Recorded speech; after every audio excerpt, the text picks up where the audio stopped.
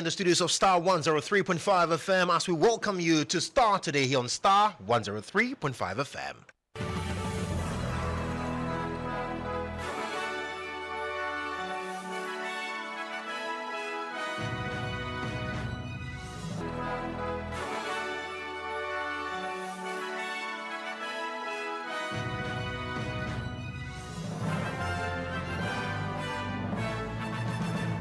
And coming up this evening, NDC and NPP split over EC's directive for political parties to withdraw party agents from the vote transfer centers. We'll hear from the NDC, who say they will not heed to the calls by the Electoral Commission. We will not withdraw our agents from the transfer centers. Look, we have on authority specific constituencies and specific number of votes that the NPP wants to transfer to those constituencies. Meanwhile, the New Patriotic Party says in the spirit of peace, they will abide by the directive, questioning the basis for the NDC's stance. And that the EC, in their wisdom and with the authority vested in them under the Constitution, decided that we should withdraw the agents. We abide by it. We will abide by it in the interest of peace and tranquility in our electoral process. We'll have a conversation with a political scientist on this development. Also, hopes of vulnerable renal patients who thronged health facilities today for dialysis dashed as hospitals maintained they are yet to receive official directive on government's intervention. Meanwhile, some pensioners have expressed joy at the directive. Government nasi say why. Meanwhile, we'll also get into some other stories this evening because a section of the public are livid over increase in tariffs as they call on ECG and Ghana Water Company to cut waste in revenue mobilization rather than constant quarterly adjustments. It's going to affect me negative. I'm not in support of that increment. All the waste in the system, free media, and then how we will at least I'll pay. You know, if talk say no go pay, to go against you, then go get waste and waste where go make you pay. Meanwhile, the PURC is justifying the 3.45% increase in electricity tariffs for lifeline consumers and 5.84% for residential use effective July 1. A consumer who is in the bracket of lifeline, that's just about 2 cedis that is being added to his or her bill. If somebody is paying 50 cedis, at the end of the month, the person will end up paying about 52 cedis. We choose that, okay, we will not have the increment at all. We'll go back into complete total darkness. Well, we are also live with the Food and Beverages Association shortly on this matter, and later we bring you our special feature remembering victims of the June 3 disaster and the tale of perennial flooding here in Accra. Stay with us because we've got details of these and more coming up shortly.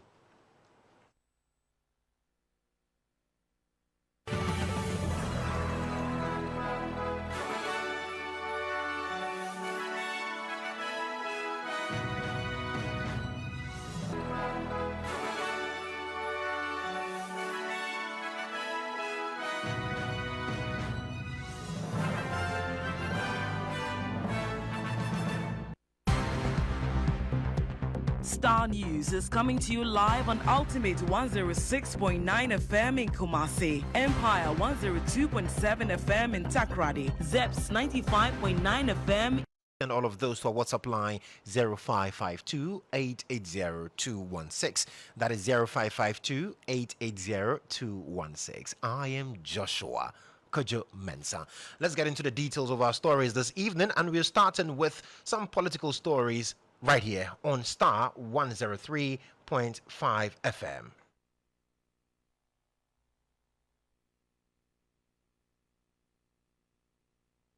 Well, let's start because the two major political parties, the NPP and NDC, have locked horns over the Electoral Commission's directive to political parties to withdraw their agents from the ongoing voter transfer centers.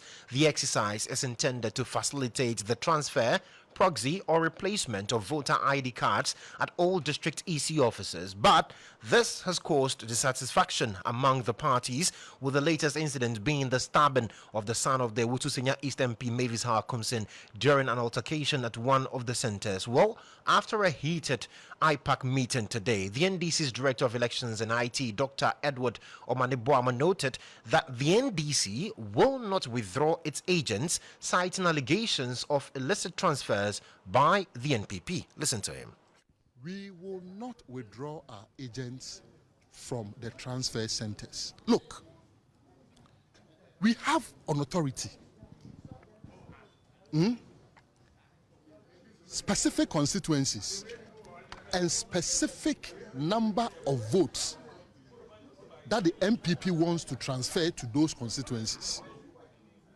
We got that document less than 15 minutes when the EC statement about political parties should withdraw their agents also started circulating. Where's the source of that document? You may want to ask, where did I get my information about the stolen biometric equipment at the headquarters of the EC from? I will not disclose the source, but I'm the very person who got the information about the stolen biometric equipment at the headquarters of the EC under CCTV surveillance, which they are admitted to. I'm saying I'm the very person, and I trust the source because the source proved to be credible when the source provided the information about the stolen biometric equipment.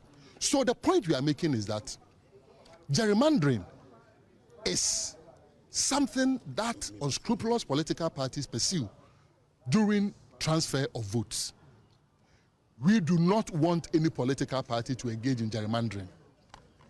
All political parties must be interested in free, fair, and transparent elections. Therefore, agents of political parties must be present during this transfer exercise.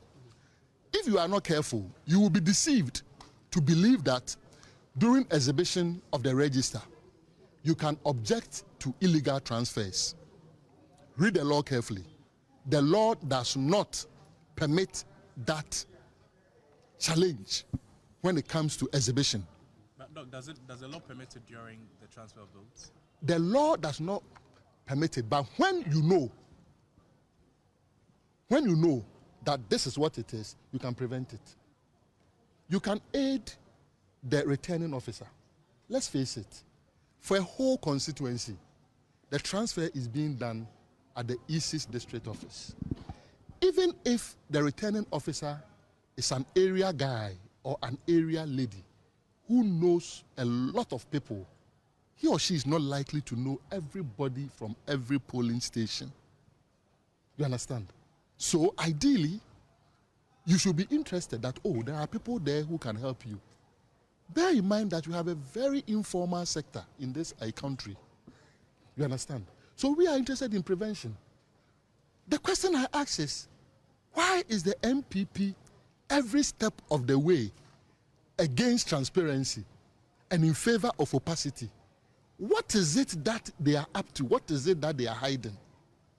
And what is it that the EC, per this decision, either deliberately or inadvertently, aiding the MPP to achieve?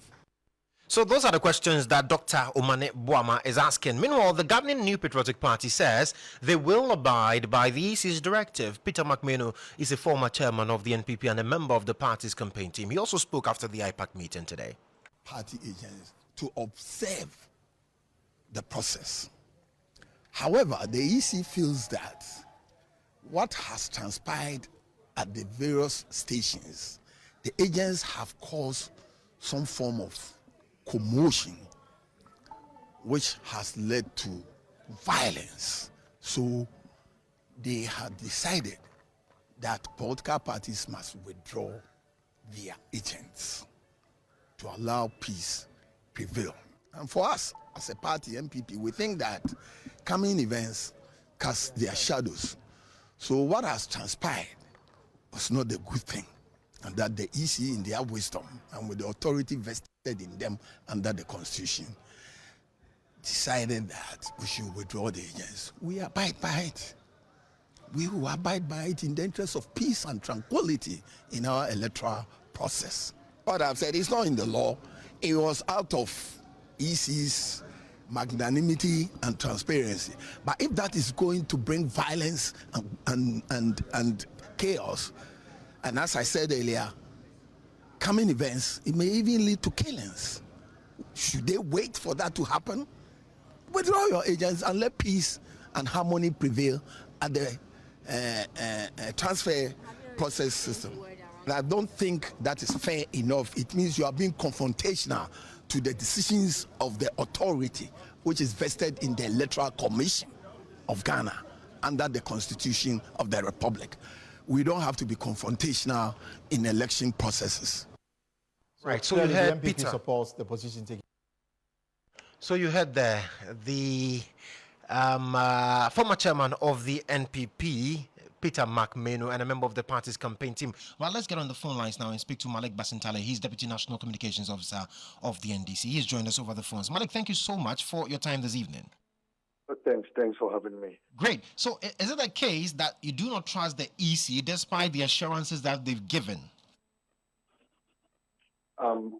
Clearly, we cannot trust the EC.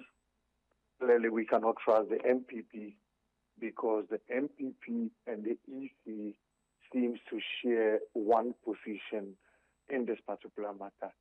So the NDC and so many other parties are of the view that we must have agents monitor this particular exercise.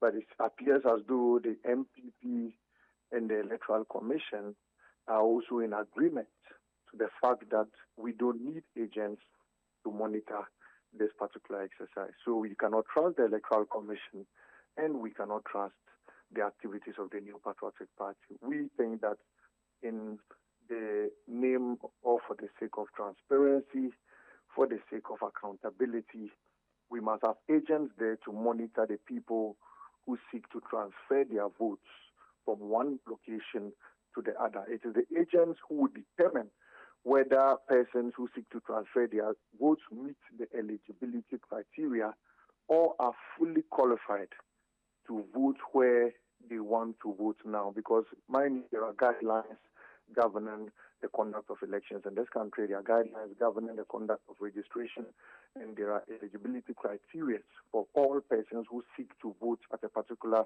jurisdiction. And it's only the agents of political parties who can help the Electoral Commission in determining this particular activity. And surprisingly, a political party, an MPP, who we have always suspected, who have clearly shown on different occasions, who in fact even have their party members at the front line or at the top hierarchy of the Electoral Commission's doorstep, are in bed with them and are on same position with regards to this particular matter. So today at IPAC, the NDC made a solid case. We made a case that, look, there is no law in this country that stops agents from monitoring the activities of vote transfer in this country. There is no law, not CI 126 amended, not CI 127. None of the laws in this country stops agents from monitoring this particular exercise. Our case was made. Our case was solid. It was strong. And the EC had no choice than to tell us that they were going to reconsider their decision. As to when they will come out with the final verdict, we do not know. As to when they would reverse that particular, evil and ill directive, we do not know. But the registration is ongoing. So, we know they are at play. We know what they seek to do. We know their plans. We have no native... And Malik, what plans do you know, or for which reason this mistrust seems to have gained roots in the NDC, for which reason you say you're not withdrawing your agents? Because the NPP itself says, well, for the sake of peace, it is agreeing with the EC and they will withdraw their agents from the centers.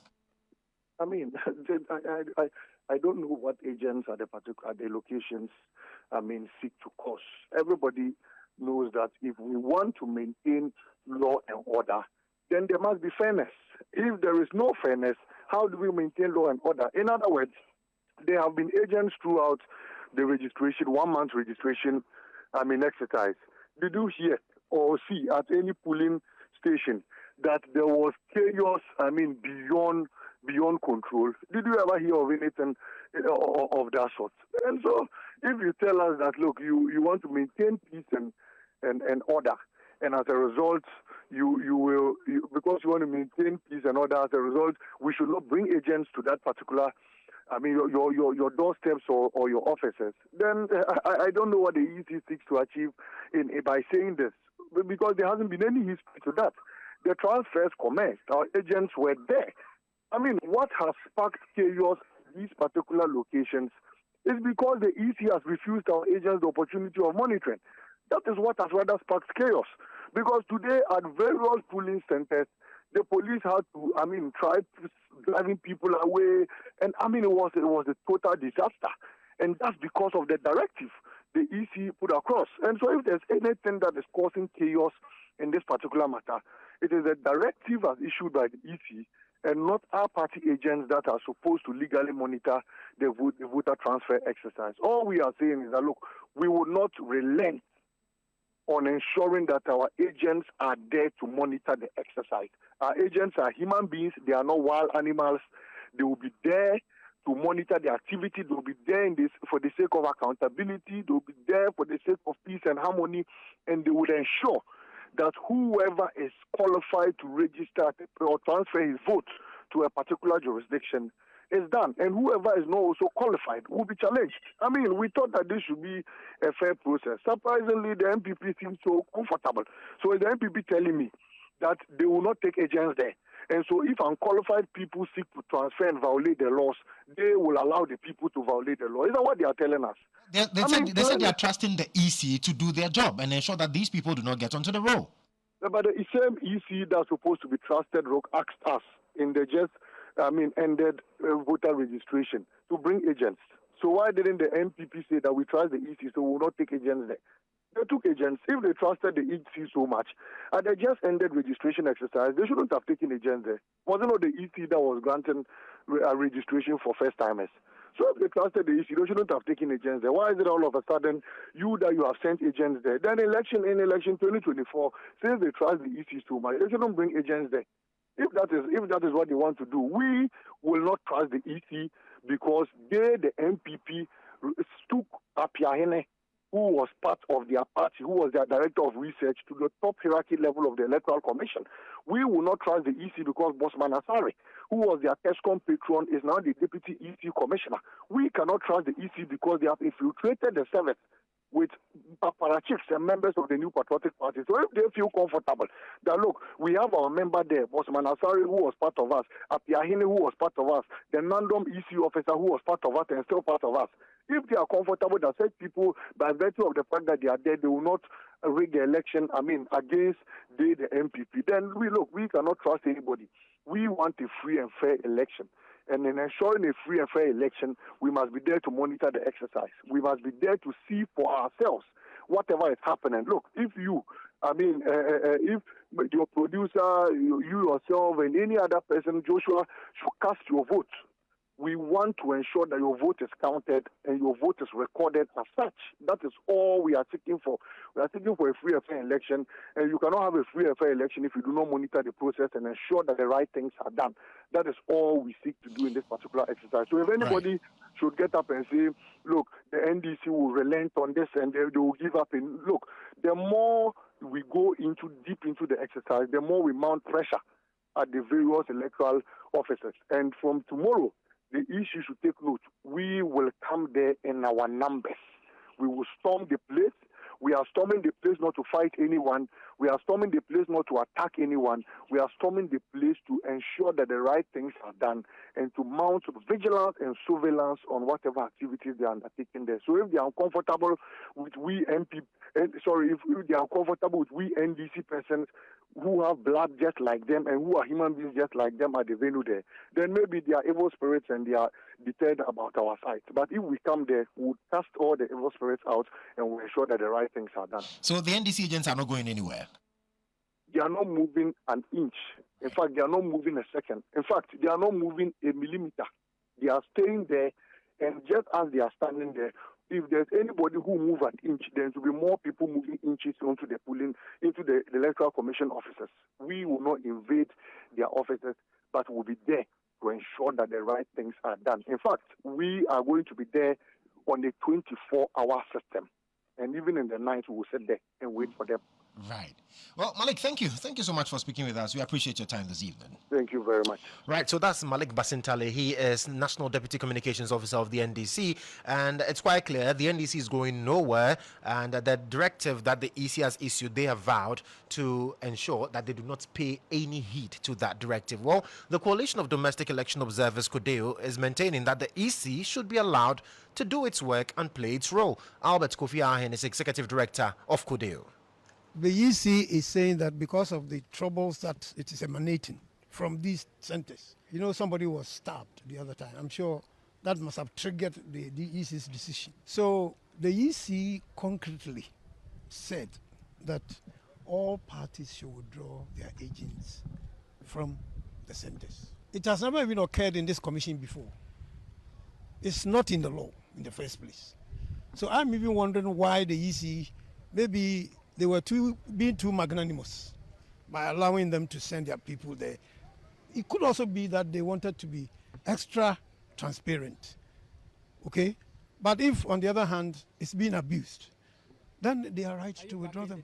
I, in the first place, wouldn't even want agents to be around when transfers are being made, because the law does not even back it. You can't defend it anywhere because the law is against it. It is not written anywhere that when transfers are being made, parties should be represented. You heard Albert Ayen. He is the Executive Director of the Coalition of Domestic Election Observers, Kodjo. But let's get on the phone lines and engage political scientist Abbas Mohammed on this development. Mr. Mohammed, thank you so much for your time this evening. It's a pleasure, and good evening to your listeners. Fantastic. So as it stands now, the two major political parties, the MPP and NDC, they are very divided over the directive by the Electoral Commission. The Electoral Commission says, allow us to do our job. We do not want to see party agents at the transfer center so that things will be smooth. The NDC says that is not going to happen because we do not trust the EC. How do we go about this issue? Yes, the nail has been hit right on the head. The issue here is that of trust. And so we are struggling with trust as a people. And I think for genuine reasons, you and I know very well, so many issues that eventually get unearthed that are surprising, to all of us regarding the broad issue of corruption, which takes various forms. What we are aware of as a nation, nobody can say clearly that we have outgrown. We are at a stage where we can totally trust public servants in this country. I don't think we have gotten there. So it's the issue of trust. And when it comes to trust, I think the solution to it is transparency, right? When the processes are so transparent and we see clearly whatever is going on, and then definitely it addresses the issue of trust. So I think that is the angle from which the opposition party is coming from. We want transparency. And how do we ensure this transparency? By having our representatives over there while these processes are going on. I don't know what this takes away from the EC or from the entire processes. And I don't know what it takes away. And if it is something to address trust issue, why don't we allow it to go on? Because after all, that is what we want. At the end of the day, that people will trust the whole process. People will clearly, the perception will be positive that everything has gone on well, and subsequently, it is going to also affect possibly the other processes. So as it stands now, what can the Electoral Commission do? Because they also say that they are doing their best to ensure that the elections and the processes that lead to the election are free and fair. But looks like you mentioned, the issue of trust is still paramount. So what can the EC, or what should the EC be doing? So the EC should know what is at stake here. How do they also make sure that they actually meet the key stakeholders' needs, demands, or whatever it is that they want, in order for they themselves to project, that positive image about what they are doing? Just like somebody who open his two arms and tell you, look, I'm clean. Right, so trust me. Why would he open his arms and tell you that I'm clean? So trust me. It's a gesture. He's doing something to let you trust him. So over there, open the issue, open the hands. We have nothing to hide over here. So if there's something that they think will require to be done to ensure decorum, right, to ensure that their presence there are well guided and they follow certain principles and do their things so that won't have chaos over there, then they should ensure that those things are put in place and allow the agents in. After all, it's the agents of these two major parties, NPP and NDC.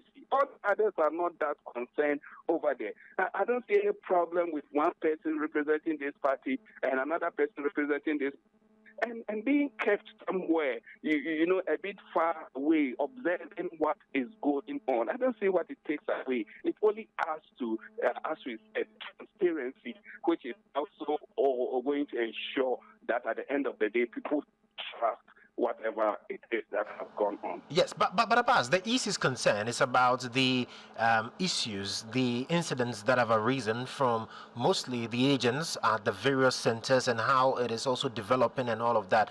The NDC, for instance, says the chaos that we are seeing is because of the EC's directive and not necessarily because of the presence of the agents. So how do we marry both? Yes, so that is why I said there must be a guideline. There must be, the whole thing must be streamlined. If we've gotten to a stage where, because of trust issue, we need people in, and then learning from previous experience, the agents themselves, the issues and the problems that has arisen from the source of the agent. So you engage the parties. And so, okay, this is our stance.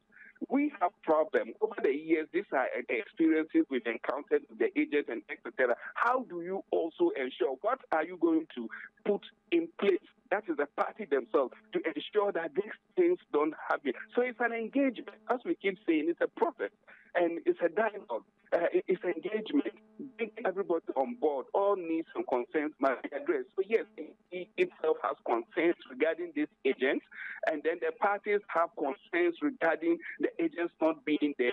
So all these things should be on the table, and then at the end of the day, input from the parties, from the EC, then we can see the way forward. But where they all stand now, I don't think that is the right way to address these issues, because they are, I think, apart, which is not going to the system and the process. Abbas, thank you so much for your time this evening. You're welcome.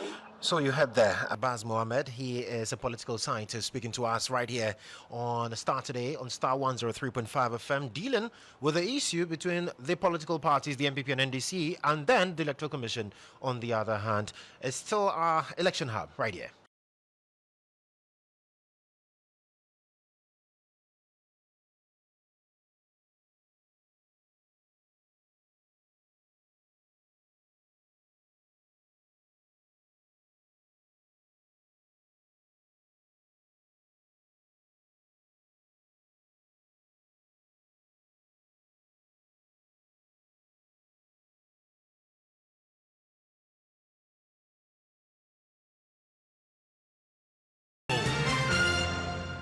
This is Starr today on Starr 103.5 FM. Let me remind you that we are streaming live on Facebook, and so you can join us there with your thoughts, your comments, your views, and contributions to the stories that we are tackling this evening. So let me quickly go on Facebook, because some of you have already started sending messages on this particular development, the Electoral Commission and the issue of mistrust between the EC and then the NDC, calling for the EC, or the EC rather, telling the NDC and the NPP to withdraw agents. NDC says that is not going to happen. Godwin Esmond Adaji on Facebook says, good evening, Joshua. Please don't listen to the MPP's pretense and their comedy of errors they are showing to Ghanaians by saying that in the interest of peace and tranquility they will abide by the EC's directive to withdraw their agents. This current Electoral Commission, as we have it, is an extension of the MPP and government, so no Ghanaian, and in particular no NDC follower, should make a mistake into believing that the EC means well in whatever communique they issue to the public. Aaron Babako Kokomisa says, to maintain a fair and just society, the law must treat everyone equally under the eyes of the law. While certain individuals may have access to resources and connections that can help them evade punishment, it is crucial that the legal system remains impartial and holds all individuals accountable for their actions. Okay, so you can also join us on Facebook and send your comments there. You can also send that to WhatsApp number 0552 0880-216. Now let's move to some issues of health. And end-stage kidney disease patients below the age of 18 and above 60 years who tripped into the dialysis unit of the Kodjo Teaching Hospital today had to pay for their dialysis treatment despite the announcement by the National Health Insurance Scheme that dialysis for these vulnerable groups will be free from June to December 2024. Now, the government of Ghana, through Parliament, approved an amount of 2 million Ghana cedis in the NHIA's 2024 allocation formula to support needy and vulnerable patients seeking dialysis treatment. The NHI, through administrative arrangements, also allocated an additional 400,000 cedis rather, to support the initiative. But Starr News sources close to the Kodjo Teaching Hospital revealed the facility is yet to receive the directive from the Ministry of Health and will only cease collecting the dialysis fee of 491 cedis when it hears from the ministry. So Kodjo Ahenkra is president of the Renal Patients Association, and he's been speaking to my colleague Nadima Uthman Umar. News. I think we started this thing last year, making the public know the kind of things that we are going through. And exactly a year now, something good is coming out. So it's a welcoming news. We really appreciate what they've done. We hope a lasting solution will come to it. Like Oliver Twist, we ask for more. So it's a welcoming news. Basically, we thank them for what they've done. I'm 47, so I don't fall within that category. But I fall in the category for 2 sessions in a month. Out of my 8 sessions, they will be 2 for me. I fall within that range. But you know, I really understand them. Like, once again, I was part of the committee that set up to look into this. And then we sat down. The money is not enough. As of now, you can look at the hospitals that we are looking at. Cape Kolebu. Kolebu is the largest. Kolebu is almost about 80% of the numbers. Konfanochi, Cape Coast, Ifiem, Kwanta, Ho, and then Tamale. It's big. Look at 2 million Ghana cedis. It will not reach all of us. So basically, but the point was, before that, it was 2 million cedis. So we sat down, we looked at it, did all the actuals. We realized that, listen, hey, the children are most vulnerable. And a lot of the children, some of them, we are able to survive a little bit. The children, they cannot. Some of them are supposed to do regular dialysis to keep them going. We are able to manage the water intake, fluid, and those things. So we are able to manage ourselves a little bit. So when the children comes in, they quickly pass. So when we sat down, we look at the actuals, and then the aged too. He's aged, he's on pension. Where is the money coming from? I mean, maybe if his son or daughter is not having a good job, where will he get the money to sustain this thing? So basically, we look at all those things and realize that it's good. Let's give it to the vulnerable. Because before then, it was 2 million. It was later on this other 2 million. So that is where we came, because it was like going to be for the vulnerable one, the children. So when the other 2 million, National Health Insurance decided to run, then we came in. Even you could see, we require the numbers that are like, we are getting 2 sessions per month. You could see, so the money there is not sustainable. Basically, that is how the whole thing is look like. Those who are also in your category, I was speaking to a young lady in her 30s, and she was telling me that she feels that they've been neglected, despite the 2 that they're getting for free. They're saying that the vulnerable groups that have been chosen, they can actually, because the children, they feel they have parents that will pay for it, and then the elderly too, they might have kids or somebody who is supporting them pay for it. Oh, she has a point, legitimate point, really true. You could see, I always, when I get opportunity even on the committee meeting, I always made it clear to them that, listen, most of them are very young. From their 25 to, they are very young. They don't have job. Which company will pick you when you are end-stage kidney failure hospital? Nobody. So they are very young. We understand them. But now, the point that she was making, most of these kids' parents too, yes, but sometimes the money is not there. They need to do the dialysis to survive. Kolebu is cash and carry. You pay before they put you on. That's what we're looking at. Even when you look at the numbers, those people are not many. There's few of them. But when you come to our category, we are many. So even if they should give that money to us and nothing comes to top it up, it will get finished right now. Then we come back to square zero. So there are other policies that we've not rolled it out yet. So they have right to talk like that. But when the thing comes out, they will know that we've not left them, we've not neglected them. we are trying to get a lasting solution. I'm a patient myself. So aside this rollout, they should expect more. Oh, see, yeah, we are working something out. Even in our last 2 meetings, I was fighting with the chairman that no, you cannot leave us out. You cannot leave us out. There's something have to be done. We are the numbers. We fall within that place. So we were telling them, we beg them. So that is why the second 2 million they gave it to us. So that we are working something out, because it's even a suggestion that we are putting to government to set up a fund. If not the fund, government to set up a board, to set up a fund, then some money should be coming into it so that it can cater for this thing. And then more of us, we should look at this one. We should have this organ transplant, those things. In other countries or other regions, it's there. Somebody get an accident, the person, his kidneys are good for somebody, somebody's eyes are good for somebody. We should get that thing in place so that most of us, we don't be on the dialysis machine for a very long time. People have been here 15 years, they've been on dialysis machine. Me, I'm an example, I've been on dialysis for 10 years. So if those things were there, probably I could have got transplant and live on the machine. So all those things are being looked into. But only just, you cannot come out when the policies are not set. So yes, for now, like I said, we really appreciate, because you are doing 8 straight. Somebody has taken 2 for you. You've not been neglected.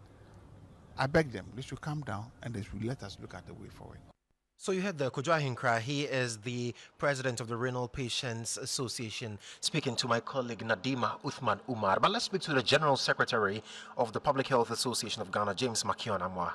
James, thank you so much for your time this evening. Thank you very much, Joshua. I hope you're doing well. Yes, I am. How are you? I'm also doing very well, and we've been talking about this issue on dialysis for quite some time now. Now, there's been some level of intervention from the government through the National Health Insurance Scheme. What's your view on the scheme and the intervention that they have provided so far? Thank you very much. I think that I was listening to the president of the Renal Association, and I can see some kind of in his voice, especially secondly, those who are less than 18, those who are within the 69 years to get. Hello, James. Your line is quite unstable, so if you could just reposition so that we can hear you a bit clearer. Is it better now? Yes, I think it's better. All right, thank you.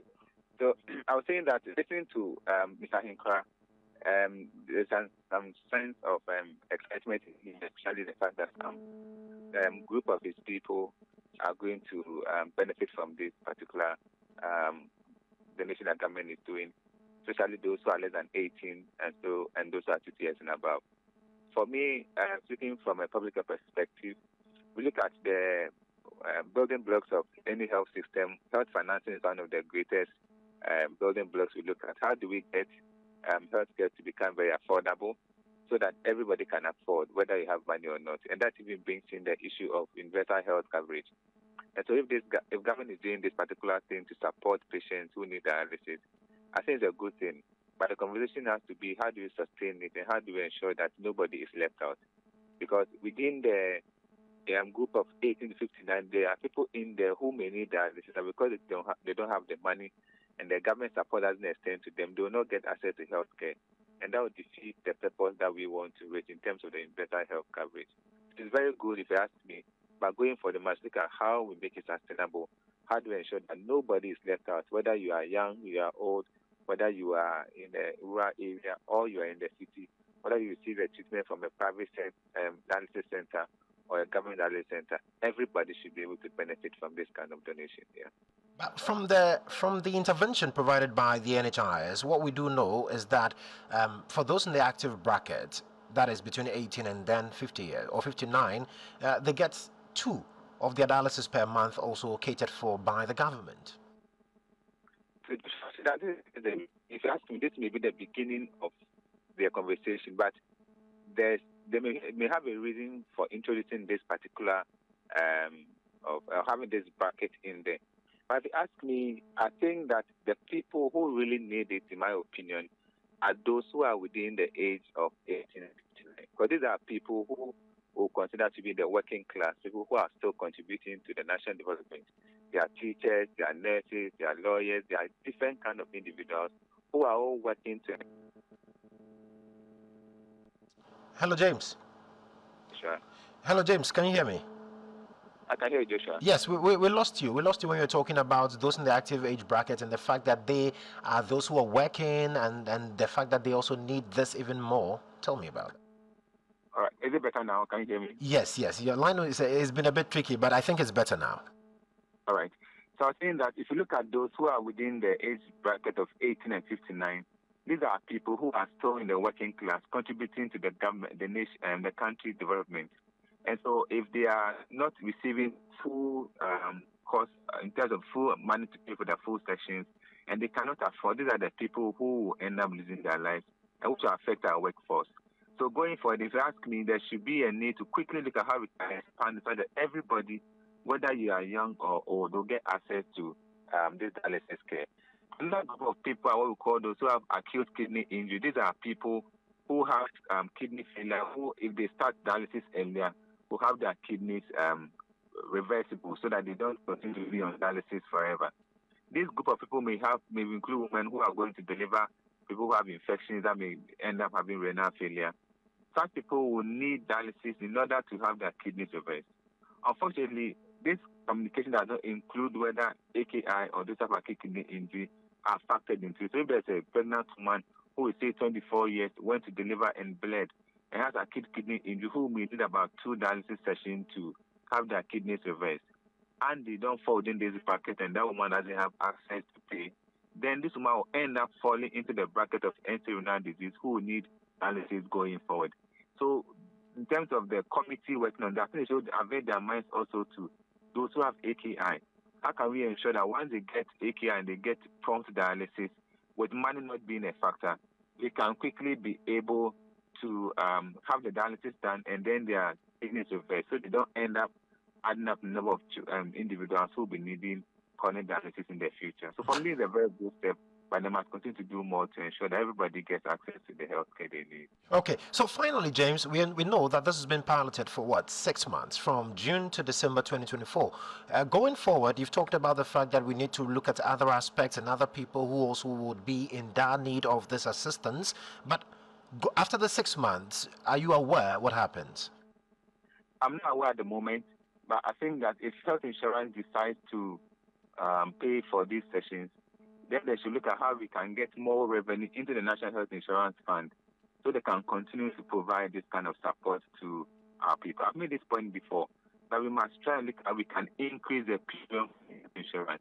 And that's where somebody pays 29 cedis for a whole year. It's not very sustainable. Can we increase the health insurance premium payment? Can we include or increase the NHIS levy so we can get more funds in there to support our people who need healthcare? Very well. James, thank you. Thank you so much for your time this evening. You're welcome. Right, so that's James Makion Amoa. He is the General Secretary of the Public Health Association of Ghana, speaking to us on the dialysis issues there. But let's also hear from some pensioners who went to the Kolebu Teaching Hospital today. They spoke to Nadima Umar Uthman on how they feel about this particular directive. The thing is, we don't have money. Most of us on the dialysis, we are pensioners. And how much does a pensioner take? So just as I was about to come out, our president, Mr. Ahem Kura, called me and told me that the government has given us free treatment from now up till December.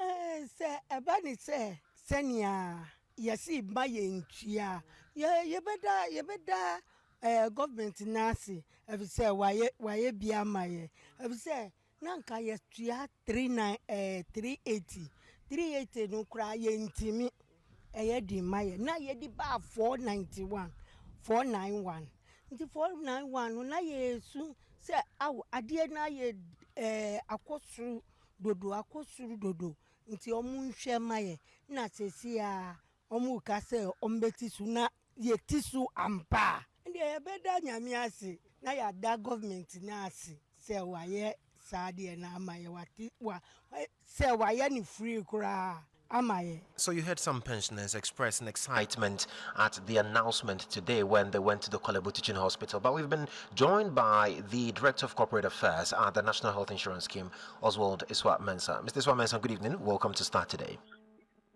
Hi, good evening, Joshua. I hope you're doing well. Ever so grateful, thank you.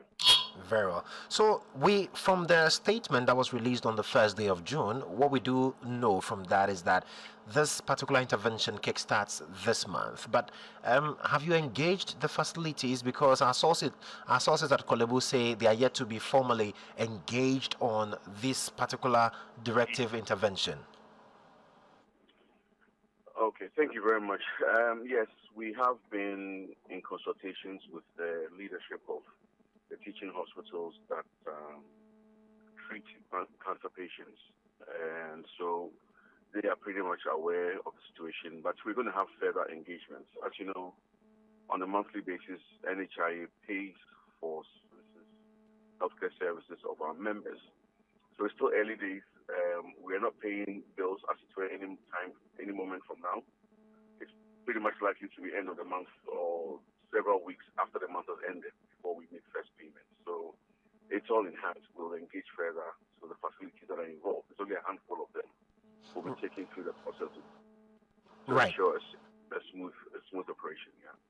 So looking at the intervention, we know that it is covering the vulnerable. In fact, they wouldn't have to pay a dime for dialysis treatment. And then those in the active bracket, government is absorbing 2 sessions per month and all of that. Do we know the numbers in terms of those who are captured under the active brackets and those in the vulnerable brackets?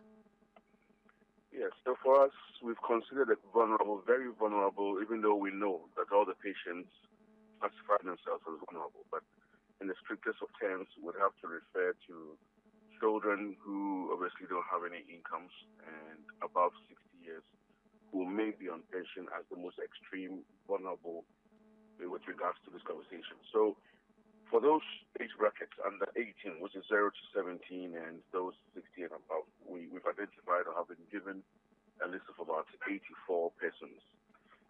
And we know that for adults who are also seeking health care in all the other facilities, excluding Kolebu, are also about 147.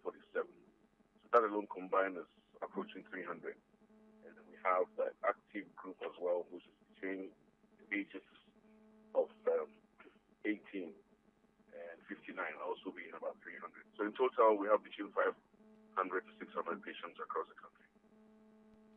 And talking about the fact that, well, all of these people are vulnerable, but then there's a target on those who are considered even more vulnerable as a result of certain factors, old age and also being very young and all of that. There's also the argument that why don't we rather focus the energies on those in the active bracket so that they can also contribute? I'm sure that you've heard that argument, but what do you say to people who are making those arguments that, well, we should rather focus on those who are strong because, yes, their livelihoods might be lost as a result of the situation and all of those? No, but if you focus on those active brackets, who pays for the children? Who pays for the aged? Are we saying that we exclude the aged because they're old? I don't think it's a fair way to look at it. We have to find an equitable way to distribute this amount of money that is given to the NHIA. And if you followed the conversations prior, a couple of months ago, you'd realize that only an amount of 2 million cedis has been provided by the government through Parliament for us to start off this process.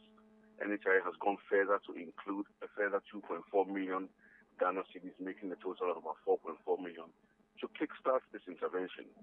Okay, so we have to really be equitable in how we're distributing these funds and make sure that at least every patient has a feel or benefits from this engagement. It's only a start, but we're hoping that once this conversation keeps going, perhaps longer-lasting solutions will be found to make this, beneficial to everybody without having to pay out of pocket. So as it stands now, we know from the directive that it's supposed to span from June to December. Any specific reason? Is it because of the funds allocated? Yeah, NHI budget is approved for only 1 year, so we can speak on a year-by-year basis. And the allocation formula was approved somewhere, I believe, in April or so. So we can only focus on what is left for this year, which is I mean, now we are in June, so practically we can only focus between now and the end of in December, and then hopefully by the time the year is coming to an end, we'll know definitely what we're doing for the patients going forward. Right. Well, Oswald, thank you so much for speaking to us this evening. Thank you for having me. Great. So that's Oswald Mensah. He is the Director of Corporate Affairs at the National Health Insurance Scheme, NHIS. You're still listening to Starr today on Starr 103.5 FM. Stay with us. Starr today. First, fast, and credible. Starr News is coming to you live on Ultimate 106.9 FM in Kumasi, Empire 102.7 FM in Takrady, Zeps 95.9 FM in Zebila, Nissim 100.1 FM in Lamshao, My Star Radio in the USA. Also live on Facebook on Starr 103.5 FM and on starfm.com.gh around the world. This is Starr 103.5 FM. Starr News. Informed, in depth, in touch. Now you're listening to Ghana's most comprehensive news analysis program, Starr today on Starr 103.5 FM. Now a section of the public is livid over the increase in tariffs as they call on the ECG and the Ghana Water Company Limited to cut waste and revenue mobilization rather than constantly increasing tariffs quarterly. It follows an announcement by the Public Utilities Regulatory Commission for consumers of electricity and water who fall in the lifeline bracket to brace up to pay more effective July 1. The PURC says the move was necessitated by the depreciation of the cedi, rising cost of fuel and gas, inflation, among other factors. Now, according to the Commission, residential electricity consumers will see an upward adjustment of 5.84% in rates, while lifeline consumers will see a 3.45% increase in electricity tariffs. The industry category is expected to experience an upward adjustment of 4.92% in electricity, while water will witness an increase of 5.16% for all customer classes for the 3-month period. Director of Research and Corporate Affairs of the PURC, Dr. Eric Obute, spoke to my colleague Lily Mohammed on our sister station, GH1 Television. If we do not do this now, when else do we do it? If we don't do it now, we are only accumulating more and more debt.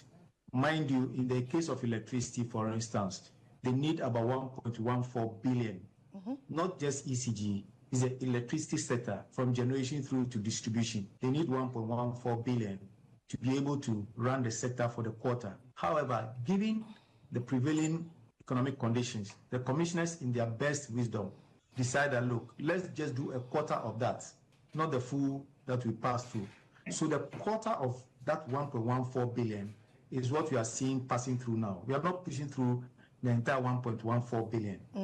If we don't do that, even the little that we have now, we tend not to have again at all. So you realize that if you talk of 3.45% for, let's say, a consumer who is in the bracket of lifeline, that's just about 2 cedis that is being added to his or her bill. If somebody is paying 50 cedis, at the end of the month, the person will end up paying about 52 cedis, which is 2 cedis extra added. So we choose to rather have that 2 cedis extra to get the lights on, just as Dr. Adumaku has said. Or we choose that, okay, we will not have the increment at all, and then we'll go back into darkness, complete total darkness. As much as we are pushing the utilities to do this, we are also pushing them to collect the bills that we've given to them. So it's not the case that we just give them a tariff and then we go to sleep. We engage them constantly and make sure that they do the right thing, give us the quality of supply, as well as make sure that they collect. At the same time, the citizenry must also be responsible. We must be made to veer off and stop the illegal connections. If people are connecting illegally onto electricity or water supply systems, definitely the losses will increase. The losses that PURC has given to the utility service providers is 10% of technical losses and 11% of commercial losses. Anything beyond that is a cost to the utility service provider and not to the consumer. So we do.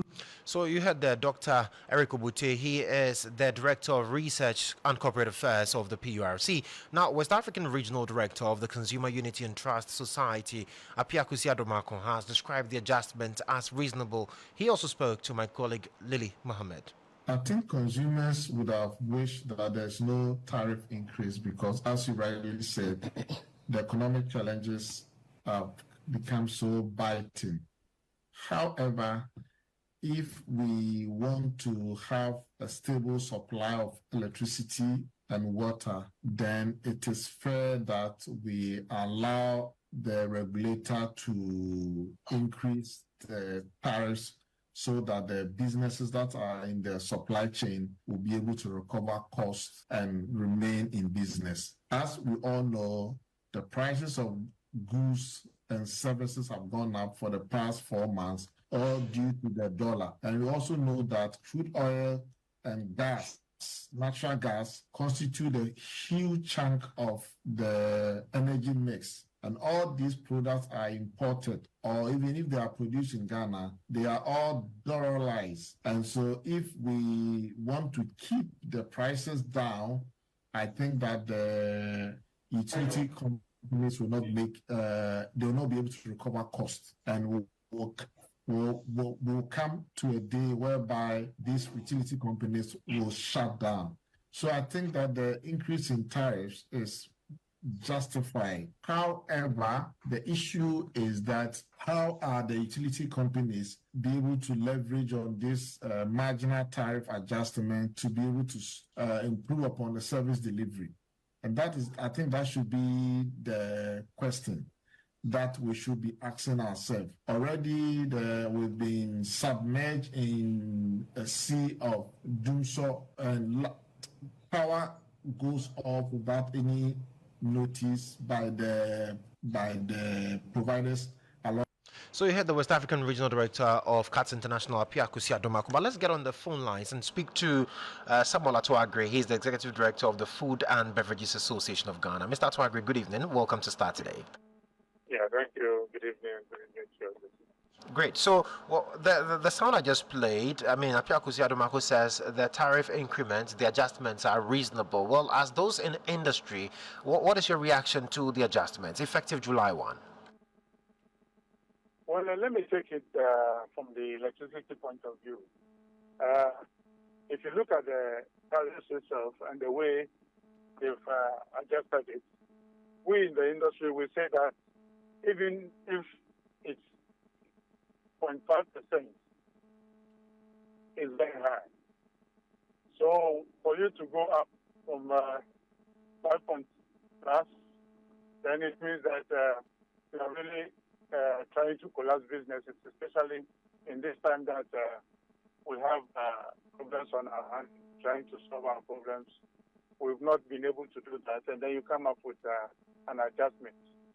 The reason that they gave, that the city has not been stable between the periods that they are introducing these new tariffs. That is why they are increasing. If you look at the city has gone up almost about 2.25%, 2.25 cities, and that warrants an adjustment. We think at this time what they have to do is to spare industry about any increment, because once you do that, you destabilize the system, because any time that prices go up, when income has not gone up, then it creates a big problem and a big vacuum within the space. So for us within the industry, it's not something that we should share that this has been a good tariff to embrace. For them to say that this is something not to write home about, anything to write home about, because if you look at the increment, it's very marginal. We need to consider. But we cannot consider it because everything that is going up is affecting industry at this time. And therefore, we expected that they will go on a lower rate.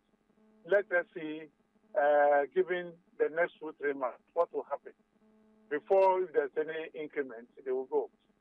If they say that electricity is what, the city depreciation is what they are funding, then I beg to differ, because anytime the city appreciates, they don't go back in the pricing or giving us a lower tariffs. They keep on increasing. So we will not agree with them if they say that this is Right.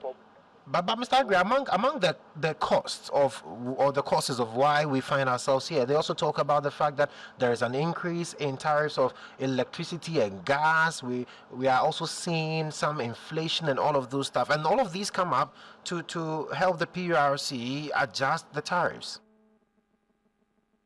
You see, all the considerations that they have given, you would just look at the situation in which where we find ourselves at this moment. You will say that things have gone up. True. But whose fault? Whose fault is it?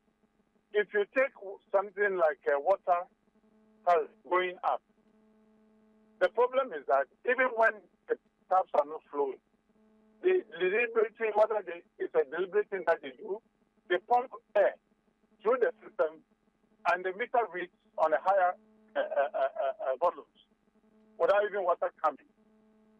So when you do this, and then at the end of the day, you say that we should pay more because of the nuances of Ghana Water or ECG, then it becomes a problem, because from what we see and what we said last time, there are so many leakages in the system that they need to plug. And once they do that, there will be no need for an increment, because they are looking at the revenue target that they need to achieve so much, and therefore, no matter how the cost will be, they should pass it on to the consumer. And when you do this, industry will suffer. You see, so those that they said they are the last line consumers, so there will be no harsh increment for them, and therefore, industry should bear the blame. I'd like to do that. We need to get a fixed tariff for industry that we can use that one to plan. Because we cannot do this when the city is going up, they blame it on the city. Anything that goes up, they blame it on the city. But who caused it? It is not the making of the industry that all these things should go up, because you are not able to control the way the city should go up. But the question is, if the city starts finishing, will they go back to reduce the tariffs for consumers? They will not. So they should look at the leakages and them, which are very necessary, because if you look at how much we are wasting as a country, we are passing on the waste to the consumer when the waste itself are not being closed. So they need to do something and ensure that all these things does not come in future passing on to the consumer to pay. Because anytime it goes up, definitely we see high taxes, we see high industrial costs. Production is very high, and we say that, look, because the tariffs are very high and the cost of production are very high, not something which will mitigate the losses that industry is making. If you don't do that and you keep on increasing and saying that we are losing money in the area of the city's depreciation, it's affecting industry the more. So I bet to differ. They should look at the situation and then redefine it the way it's supposed to be. Okay. They shouldn't, anytime that thing goes up, they pass the cost to the consumer, because the inefficiencies in these two sectors are so high and they need to reduce it. Well, Mr. Agri, thank you. Thank you so much for your time this evening, sir. Thank you very much. Right. So that's Sambola to agree. He is the executive director of the Food and Beverages Association of Ghana. Now, a section of the public has also been speaking to Starr News on the recent adjustments. Listen. It's going to affect me negatively. I'm not in support of that increment. If they plan on increasing the water and electricity bill, then they should also increase the income. That's also. We will surely pay. If they increase it, you will pay. You don't have any option. You don't have any option. We are in it. The person here be Well, currently we have no option than to pay. But if you ask me on personal level, I don't think there should be an adjustment upward adjustment for that matter in this current dispensation that we find ourselves, that our CD is depreciating, inflation is high, and everything is very, very exorbitant on the market. Then PURC coming out with this upward adjustment is going to worsen our living standard. You mean How you go do am? In that ways, them they get a say. If they say you go pay, you for pay. You know, if it talk say no go pay, to go against you, you have. Then go get ways and ways where go make you pay, you have. So senior, the system, the way the system they there. We the youth, we don't want rule the system, but we know if you rule the system. Them then they way they want rule the system. So whatever them they want do, yeah, bro, what you say? Right now, where dollar catch, pounds catch, no good, bro. But how you go do am? Me they say omo here omo nyama ye dia na all the waste in the system no omo yi free mu dia and then me how we will at least I'll pay, but for now your penny say illegal connections need so much is involved, then you are now increasing the tariff for media. It will be difficult for us. Well, you heard some of your thoughts on this particular development. Well, the Association of Building and Civil Engineering Contractors of Ghana is calling on government to issue a policy directive to promote the use of local materials for building and construction in the country. Now, this the association believes will serve as a stopgap measure to the challenges they face due to unpredictable price hikes on building and construction material. According to outgoing president of the association, Prosper Yao Ledi, businesses are quickly collapsing as a result of the indiscriminate price hikes for building and construction materials. He spoke to Starr News. If a contractor works and it takes him a year, 2 years before they pay him, can he come back and pay or buy the material he used to construct, execute that project? These are the questions we're supposed to ask ourselves. So it means we are killing businesses in the country. And truly, a lot of indigenous contractors are dying and their companies are dying. And the worst of all, our taxes we can't pay. Senate is chasing us. And now our workers have become vulnerable in a sense that they don't have a future because the future is gone. So what our advice is, the government must come clean and tell us. And one unfortunate part is also the government will come tomorrow and say they has paid contractors. Meanwhile, as soon as you pay contractors, the suppliers, the workers, the bankers will start chasing you. Meanwhile, it's false. So we want the government to come clear. Who are the people he's paying? Who are the people they are paying? I am a witness, I am part of it. I have certificates lying down. But you say you have paid all contractors. Meanwhile, you have not paid contractors. So you heard there, Prosper Yao Ledi. He is the outgoing president of the Association of Building and Civil Engineering Contractors. Now let's do some more business stories this evening.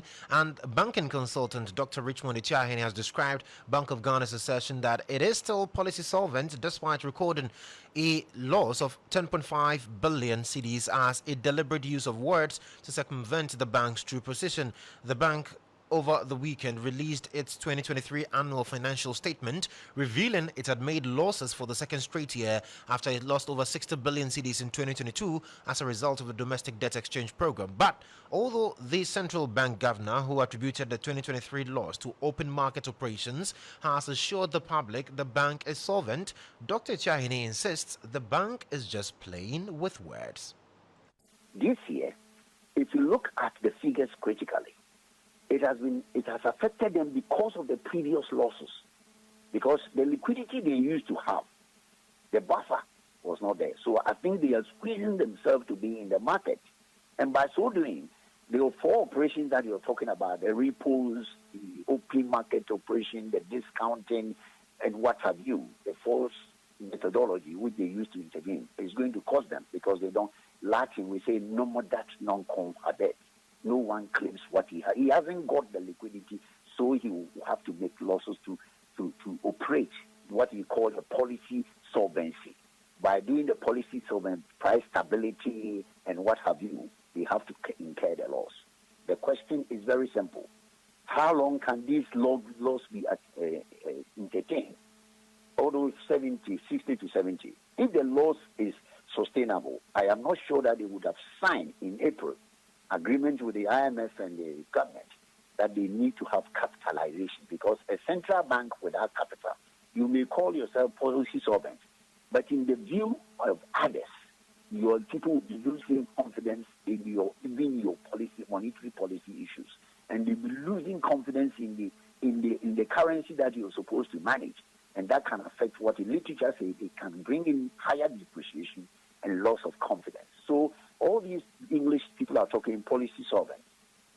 The central bank is not, it's an independent in Ghana sense. It's not even independent, because at the end of the physical, it's government that has to bail them out. Other than they cannot bail themselves out. But the question in the eyes of Federal Reserve Bank, where you keep your reserves, or Bank of England, or Bundestag, or where you have your reserves, how do they look at you? They look at you with such a suspicious eye, because it has happened in Argentina before, it happened in Germany before, where because the central bank became negative capital and they were using this word policy solvency, they will realize that it is never true. It ended up in a mess. So they may talk English, but let us begin to look at how we have brought ourselves onto our needs. Especially you are the regulator. You are going to you're going to the government for capital, and then you're going to borrow money for the banks. So for you yourself, you're not good. Insolvent. You want the government to finance you.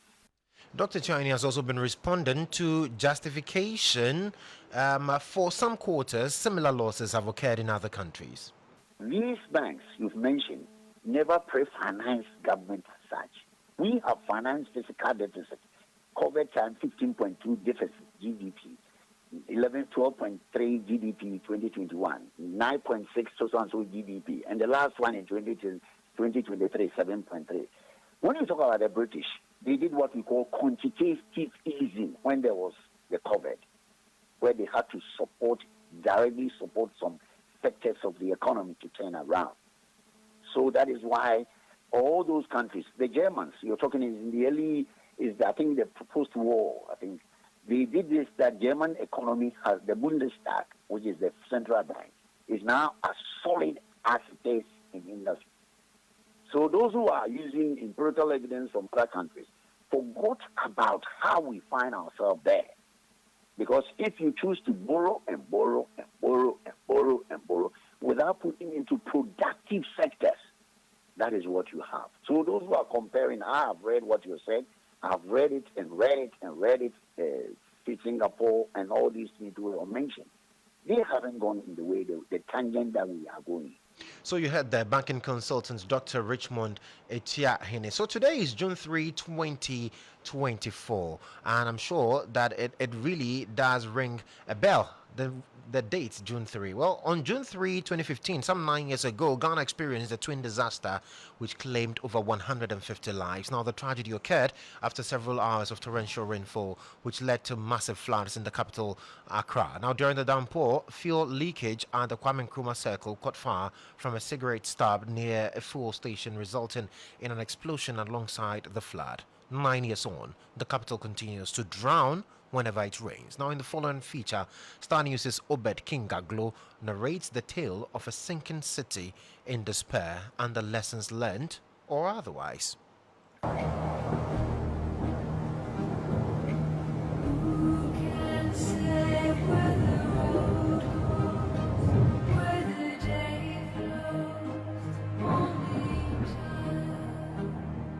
Over 150 people died, and hundreds of people suffered severe burns in the unfortunate incident. Tears flowed just like the floods on that Black Wednesday as many counted their losses. The floods were attributed to blockages in Accra's main storm drains, resulting from the non-desilting of the drains, including structures by squatters that had blocked waterways.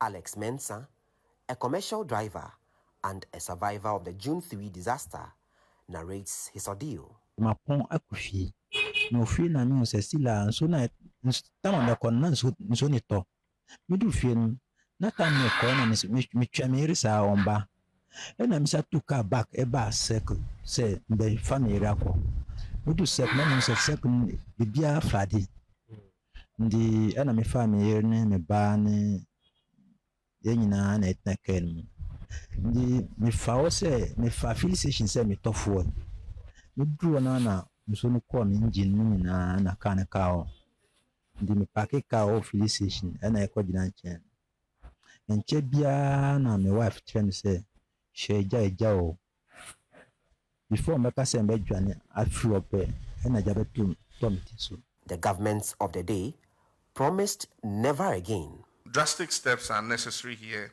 if we are to permanently address this perennial problem. We'll intensify our efforts to expand and modernize our drainage system. In this endeavor, I request your understanding and the cooperation of Ghanaians to set right what has been wrong with our country for far too long. Subsequently, the Akufo-Addo government also promised to solve the perennial flooding situation. Metropolitan, municipal, and district chief assemblies have been charged to ensure the obstructions to the free flow of water, as well as developments along waterways, are removed immediately. MMDAs are also to ensure the strict adherence of developers to the planning laws of our country and sanction staff who have issued permits for structures to be built on waterways to serve as a deterrent to others who seek to engage in such acts. Unfortunately, the perennial flooding situation in the capital still persists for residents of low-lying areas such as Alajo, Adabraka, Abosoikain, Klife, among others. The onset of the rainy season brings trauma. Rains do not mean great sleep. It evokes fear. Mary Ansa, a single mother of 3, has experienced the agony of floods firsthand. I think around 2, the rain was too much. It started entering our rooms, so we have to run for our lives here. So we all ran to the top there. So when we came back, I think 4 then, our rooms, everything was scattered, everything. Consecutively for the past weeks, parts of the capital drowned again as many principal streets transformed into rivers, homes and properties shattered, and the resilience of its people tested to the brink. Some residents here at the Slam Down have been complaining about the flooding situation in the area. They tell us due to the poor drainage system in the area, whenever it rains, it floods. But they say the leadership has failed them due to their inability to construct the drain. It begins from 1995. As it begins from 1995, every year we get more than 4 times of flooding in this area. The big question is Ghana awaiting another disaster? The government also has a responsibility to ensure Accra's drainage system is engineered to accommodate the floods. But citizens also have a responsibility. For Star News, Obed Kengaglu. Well, so yes, 9 years on, June 3, have we learnt our lessons? Well, that report chronicles all that you would also be asking on that. But still, let's take a bit longer with issues that have to do with climate issues and all. And the Ghana government, in collaboration with key partners, has launched a 5-year project to improve the resilience of Ghanaians, particularly women and girls, on the issue of climate adaptation initiatives. The project, known as SIGRA and being funded by Global Affairs Canada, will ensure increased investment and also provide technical assistance to various agencies and organizations geared towards gender inclusivity on the issue of climate adaptation initiatives at all national and subnational levels of the country. Here is National Programs Coordinator for Women in Law and Development Africa, Ghana, Melody Dake, addressing the media at a workshop in Volta Regional Capital, Ho. To first of all acquaint them with concepts on gender and how these interact with issues on climate change, adaptation, and the resultant inequities that emanate from the nexus between gender and climate change issues. We're hoping that with the checklist that we have adapted from the National Development Planning Commission, they'll be able to use that to assess the current plans of the district assemblies for the 2022 to 2025 planning cycle, to see how responsive these plans are in regards to climate change and climate change adaptation and gender issues. We're hoping to be able to work with them together to identify the gaps in these plans, and so that you can use that for engagement. A component of the project is also looking at working with the district assemblies, providing technical support, enhancing their capacities on issues of, climate change and gender prioritization in their plans.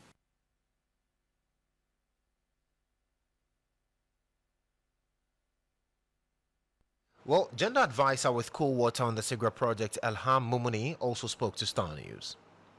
So the project is being implemented with 6 MDAs partners at the national level, and then also 4 women-led CSOs also at the national level. But at the sub-national level, we are working closely with the Volta Regional Coordinating Council, and then also the Northern Regional Coordinating Council. And then in Northern Region, we are working in 5 districts. Sorry, in Northern Region, we'll be working in 3 districts. And then also in Volta Region, we are working in 2 districts, bringing a total of 5 districts. So the project will provide technical assistance to the MDS partners, and then also provide grants to the 5 selected districts in the 2 regions. So the ultimate goal of the project is to strengthen the resilience of Ghanaian citizens, particularly women, girls, and the vulnerable group, to be able to improving the resilience of Ghanaian citizens, particularly women, girls, and the vulnerable group, through increased investment in inclusive and gender-responsive climate adaptation initiatives. Elham Mumuni is gender advisor with Cool Water on the SIGRA project. You're still listening to Star today on Star 103.5 FM. Let me take you up north, where family of a baby that was almost stolen at the Zibla District Hospital is insisting the arrested suspect be handed over to them. The angry family stormed the premises of the Zibla Divisional Police Station, demanding the release of the female suspect. Now, the suspect, whose name has been withheld, is said to have gone to the hospital under the guise of visiting a patient. Now, she's said to have struck a conversation with mother of the baby and made away with the 1-week-old infant when the mother went to take a bath. There's more in the following report. Felicia Derry was given the shock of her life on Saturday night when she entrusted her baby in the care of a new friend she made at the Zibila Hospital in the Upper East region. She returned from a bath to realize her new friend had absconded with her 1-week-old baby. But after a report to the police in the area and subsequent announcement on radio, the suspect was arrested in Binaba, a community which is 21 kilometers from Zebila, with the baby. Joe's Abugri's trip to the Zebila police station to check on what the police was doing about prosecuting the suspects turned confrontational. He is alleged to have been assaulted by a policeman, which resulted in his family storming the station to exchange words with the law enforcers. He hit me all over with a stick, and now I cannot even lift my hand. It really hurts. I did not offend him in any way when I arrived. I want to know who gave the police the license to assault me. Joe Abugri's demand from the police is a simple one. He wants the suspects, whose name is not known yet, to be handed over to him. That is my firstborn. I don't know if I will ever have other kids. And the woman who stole the baby hasn't given birth before. So what breast milk will she feed the baby? Why did she have to steal the baby?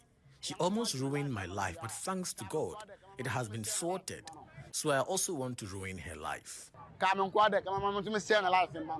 Though the police will not speak to the media in the heat of the confusion with the family of Joe Abugri, they were, however, ready to repel any attempts to attack the station. The development is forcing the Zebila District Hospital to begin thinking of ways to prevent a reoccurrence. The hospital is not fenced. There are multiple points of entry, so that in itself is a challenge. And when you come to the wards, most often than not in the morning, you would see that patient relatives are always in one form of argument or another with the security men at post, because they don't understand when you tell them that this is not visiting hours. So we've always had it tough. But looking at this incident, I think as management, we have to go back to the drawing board and then see how we can institute measures to ensure that this doesn't happen again. At the time of leaving the area, the family of Joe Abugri were still waiting for the police to hand over the suspect to them for instant justice. Well, let's do some international stories this evening. And South Africa's President Cyril Ramaphosa has called on South Africa's political parties to work together for the good of the country as final results from last week's election confirmed. His African National Congress, ANC, had lost its majority for the first time. The final results released by the country's Independent Electoral Commission on Sunday showed that the African National Congress has suffered a steep fall to just 40.18%, a huge drop from the 57.5% it took in the previous election. Listen to Cyril Ramaphosa. The final announcement of the 2024 national and provincial election results today in many ways represents a victory for our democracy as South Africans. We have held another successful election that has been free, fair, credible, and peaceful. Our people have spoken. Whether we like it or not, they have spoken.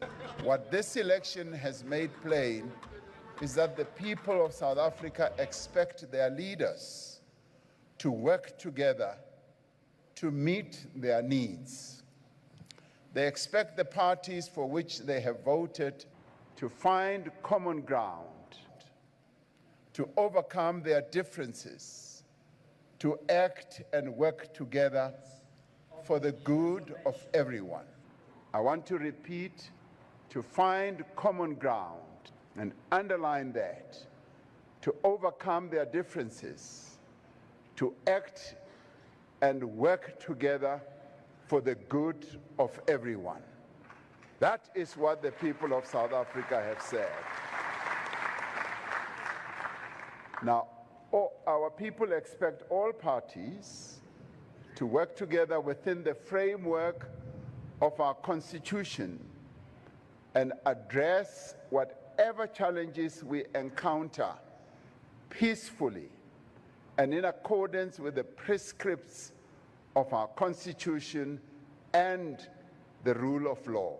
So you heard South Africa's President Cyril Ramaphosa there, ending the news right here on Star 103.5 FM. This morning is for you at starfm.com.gh. I am Joshua Kodjo Mensah, and on behalf of the Comnadumo Newsroom, we say thank you so much for making the time to join us this evening. Let's do the same tomorrow right here on Simply the Best, Star 103.5 FM. Grateful to you for doing the listening, and also special thanks to Emmanuel Donko for ensuring that we're live on Facebook. Do have a wonderful evening. At 6:30, we'll bring you Focus on Africa from the BBC. Good evening.